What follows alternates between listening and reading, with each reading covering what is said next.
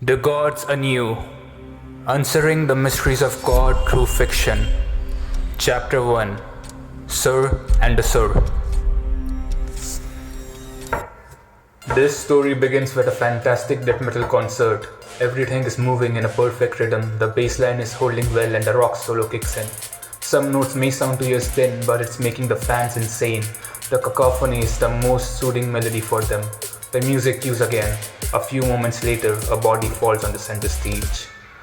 And with the sound of a bullet being fired, cacophony turns into turbulence, which brings in silence. It's the Asur, a guy in a full white glimmering tuxedo. He lands down. Asur. Such a lovely noise it was. Looks at the soloist. Why did you stop? Turns back to the clueless. Let's begin again, and this would be better, for silence builds suspense. He raises his right arm, twists his fingers. His pinky and thumb makes contact. They collide, and surprisingly and much more unfortunately, it snaps. The music of gunshots kick in. Piercing through the mortal bodies of people are the elegant pieces of lead propelled from the machine guns, which now hold the bass line. His men are on the center stage, taking out all the cacophony of the audience. He picks up the mic and starts to sing. My soul's on a fire, heart's filled with desire. My realities and dreams crash, it's a desert of ash. Asur, to a random guy. Nishir, you're against the flow, shooting the rhythm, you're spoiling my show. Wait, stop, you're breaking the harmony, hear it. The beat, sing zing zack zack zack zack zing zing. Now shoot. He shoots Nishir. Harmony restored, disharmony annihilated. When no subordination of individual interest to group interest is possible, I got to fire you. Moving the beat, guys. Zing zing zack zack zack zack zing zing. He puts up a board and mumbles. Since your government denied me a grant of $100 million, I take this people's life as interest for your delay. Although I wonder what would have been cheaper, the money produced by the not so dead in the not too distant past, or a couple $100 billion. Never mind, I'm not good at maths, but I am serious. Shooting stops rhythmically. The audience becomes devoid of life, dead with metal inside their body, and a red lake forms. Asur. Speechless. Breathtaking. Amazing performance, guys. Looks at his watch. Gotta run by the time cops reach. They would be too late as usual.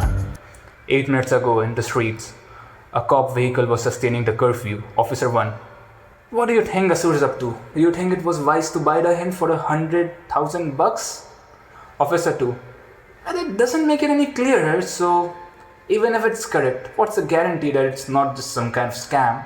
What will be the New York police bidden? Jokers and clowns? He looks at the riddle and the hint. It makes fall what's too big to fall. It makes possible what's beyond the horizons of your mental comprehension. It's liable to change and carries you to your death.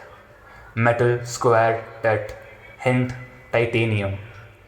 The car's wheels meet with the nails laid on the ground and lose all its speed and air and stop. Officer 1 goes out to check, but does not come back.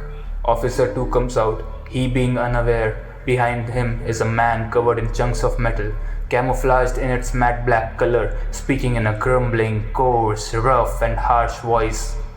Give me what you have on, sir. He, consumed by fear, with his trembling hands point his gun in the man's direction, only to find nothing. The mystical man knocks him off from behind with his iron fist and a blow to his head. The mystic reads, It makes fall what's too big to fall. It makes possible what's beyond the horizons of your mental comprehension. It is liable to change and carries you to your death. Metal, square, death. Hint, titanium. Mistake. $100,000 wasted. The hint makes it way too obvious. Times Square, a death metal concert, which should be beginning at midnight. Gazes upon the officer's watch. 12:01 a.m. First day and I'm late at work. Present time on a bridge under construction, Asur in his red-white tuxedo is escaping after the massacre while humming Sing sing sack sucker sucker sucker sing sing. While his 4 vehicles had taken the road, the mystic flies with a jetpack. He disengages his flying sorcery, flips and flaunts his cape and lands upon a 4-wheeler. Man 1. Hey man, what's that noise? Man 2. Must be thunder. Man 3. Must be an earthquake. The mystic attaches some band on his wrist and the crystallized carbon blade comes running down stealthily. With his agile body, he cuts out a circular block. Man 1. The gods must be furious. Man 2. Rara, Rara, holy! Mystic pulls him up. You better know how to swim. And throws him off to the river. Man 3 in the back of the van. Romy, drive! Romy, but how? Man 4 on comm. Here in the butter, a 6-foot fort with some kind of sword must be dealt with. The van falls into the river and he jumps off to another chariot. The van falls into the river and he jumps off to another chariot. The driver starts drifting. He slips but holds onto the vehicle with the blade. The driver. Shoot him, morons! Asur on comm. Ross, I need you to run an experiment. Find out if the river's salty. Ross. What are you talking, boss? Asur. Take him into the river. Chuckles. He better know how to swim. The Mystique puts one of his feet onto the top of the car and stands up. Ross. This one's for you, boss. Man 5. What the hell do you think you're doing? This van was destined to meet the same fate. It just met it a little too early for a Black Knight to change vans. This time he falls, but thanks to the propellers at his feet, they emitted glimmering blue rays and he was back in the cheese game again. He puts back his deadly wristband. The Mystique. Apsara, activate race mode. The electrochromic glass on his helmet turns blue. The wheels under his feet turn vertical. The lids on his ankles uncover. The propulsion engine kicks in and now he's faster than a cheetah. He reaches them and jumps and throws 6 crystallized carbon kunai knives mid-air and none of them deviate. The last van and the demon's chariot stop, and here's where Sur first witnesses his nemesis. Asur, you know, I really wanted to meet you alone, so thanks. Who is he? And how is he impervious to my mind reading? Boys! 10 people came out of the van. He raises his left arm, twists his fingers, and his pinky and thumb make contact. They collide, and surprisingly and much more unfortunately, it snaps. The gunshots begin and the Mystic jumps, his cape flaunts and the electrochromic glass turns back to black. As soon as he turns to the 10, his hands filled with shurikens are revealed. 8 shurikens cut through the flesh of 8 men, leaving lacerations. They drop their gun. The Mystic reaches the last 2. They fire in terror, but he also seemed impervious to their bullets. He snatched one of their guns and knocked out the other one. It was finally him versus 9. With a fantastic demonstration of MMA, he defeats the 7 of them quite efficiently by attacking the chakra points and vulnerable spots. Man 6, what do you think you are? I bet you'd bleed the same blood those weaklings we killed bled. Now he was brutal. No, he didn't kill any of them, but his suit was tainted with their blood. Asur, to the driver. Nishid, kill him for me, will ya? Driver. But I'm not Nishid, you kill him. Asur. Oh, is it so? Then I promote you to Nishid. Kill the Black Knight, else my piranhas will devour you. The Mystic gazes at him. The driver jumps into the river. Asur. Oh, my disloyal servant. I was serious. Now you must pay. The Mystic. First you must clear your debt. Asur. Oh, I'm afraid. Who are you? Batman? Iron Man? Blue Beetle? What should I call ya? I must know the one guy who took down 100 of my men. Or was it so? I'm not good at math. Never mind. You can tell me your name now that we have some common ground? The Mystic looks at the bloodstains on his tuxedo. Call me Sir. Now to pay for your crimes you will work for me. Asur. Alter ego, huh? Are you my fan? Well, I have a vacancy, mister. Sir. We have nothing similar, and only I recruit. Asur. Then I decline. Sir, raises his voice. You have no idea what's coming. This is the time for enemies to become allies, or else humanity would be annihilated. Asur. I don't change with time. I will die but sacrifice my ideals. And there must be always someone at the bottom of the food chain. If they can't save themselves, then they better climb. Why do you interfere? Sir, the thoughts entering my mind make me liable to save my kind, and going solo will just end you getting killed. What is it you want? Asur. If I die, then my soul will be unsatisfied, and I would reincarnate. Ha ha ha! So now, what is that I want? I want a lot of things, and what I want I don't beg from others, I take. I am almost a god. I already contain naturally.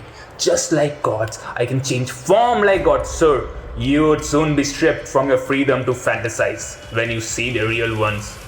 Asur. Oh, the 7 gods of the prophecy who restored humanity in humans?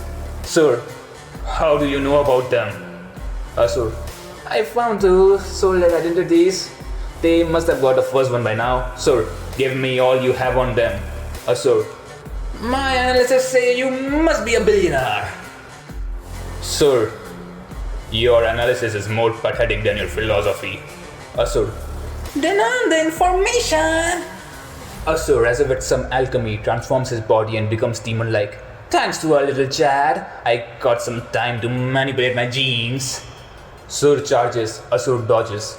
Asur grabs Sur's fist. I expected more, and you're definitely not one of them. Propellers in his other elbow activate, and there he lands his first blow. He throws 4 kunai knives towards him. Asur blocks with his right arm, and he transforms his right arm into a blaster. Asur. Here comes the return gift! Sur effortlessly dodges the first 2 kunai knives, arches back to evade the third one, and the fourth one scars his thigh. Sur. What are you, exactly? Asur. What you can't be. Asur hardens his skin and brings out claws. Sir, Apsara, activate battle mode. The electrochromic glass on his helmet turn red and all the lids in his suit open. A fantastic battle begins. After 8 minutes of fighting, Asur exhausts and stands on the bridge's railing. Asur. Now I must leave, kid. I have more pressing matters to attend to. He's dropping off the railing. Sur tangles him by shooting a laser noose, which fixates around his neck and burns and suffocates him, and shoots him with a brooch-like sensor, which sticks on his head. Here's the deal. You think of his location and I let you go. Sir, Apsara, read and save. Apsara, results. My mind, wiggle wiggle. Here's a riddle. Change 11000, change 101 plus full stop, change 10111, change 100 cha. Roman 8 1. I'm water, but I'm also solid, and my core burns. I'm not a circle, and neither am I flat. That's all you get. Thanks to our little chat. I evolve again. Alvida. Without a faint shriek, with his transformed sword-like arm, he decapitates himself. On a distant island, Asur gets out of the water in a semi-mermaid-like body, 2 tail-like legs. With him, he carries the new Nishade, and his secret bunker unveils itself. He goes to his fish pond. Asur. Oh, Nishade, my boy, if you can't fend for me, then why should I waste money on your salary, huh? I got to minimize my losses, am I not? Nishade. Sir, please, sir, I will work without a salary. I beg you, sir. Asur. Then how do you feed yourself? I'm not that cruel. It's way too much to let you leave with starvation, considering your ineffectiveness to waste your and my time. I can't let you get off the hook so easily. After all, my piranhas hold high expectations for me, and I would not make a very good impression either. Have peace. Only after excruciating pain. He laughs hysterically. In the secret base of gods, Sur carries the demon head with him. A white tiger-faced man, 6'6". What kind of monstrosity are you bringing in? I told you to bring him on our side, not his head. We don't have time for such shithead. Sir, he is not yet dead. He is still alive. The tiger-faced man. But how? Sir, some sort of gene manipulation. I got to run some tests on him to be sure. The tiger-faced man. Humans' lust for power never ceases to amaze me. Sir, I got a lead on one of them. Your gods.